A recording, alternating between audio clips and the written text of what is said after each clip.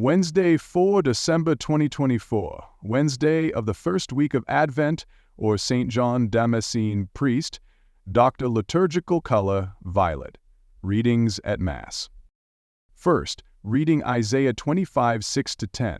On this mountain the Lord of hosts will prepare for all peoples a banquet of rich food. On this mountain he will remove the mourning veil covering all peoples and the shroud enwrapping all nations. He will destroy death forever. The Lord will wipe away the tears from every cheek. He will take away his people's shame everywhere on earth, for the Lord has said so. That day it will be said, "See, this is our God in whom we hoped for salvation. The Lord is the one in whom we hoped. We exult and we rejoice that he has saved us." The word of the Lord. Responsibility. Psalm. Chapter 22. Psalm 22. 1. Here's two psalms, one for the Lord's own house shall I dwell forever and ever. The Lord is my shepherd. There is nothing I shall want. Fresh and green are the pastures where he gives me repose. Near restful waters he leads me to revive my drooping spirit. In the Lord's own house shall I dwell forever and ever. He guides me along the right path. He is true to his name. If I should walk in the valley of darkness, no evil would I fear. You are there with your crook and your staff. With these you give me comfort.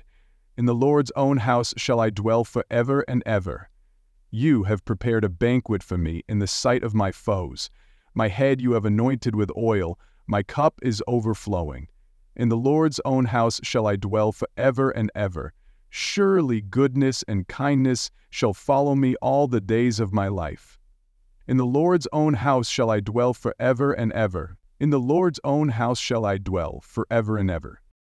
Gospel Matthew 15, 29-37. Jesus reached the shores of the Sea of Galilee, and he went up into the hills. He sat there, and large crowds came to him, bringing the lame, the crippled, the blind, the dumb, and many others. These they put down at his feet, and he cured them. The crowds were astonished to see the dumb speaking, the cripples whole again, the lame walking, and the blind with their sight. And they praised the God of Israel. But Jesus called his disciples to him and said, "I feel sorry for all these people. They have been with me for 3 days now and have nothing to eat.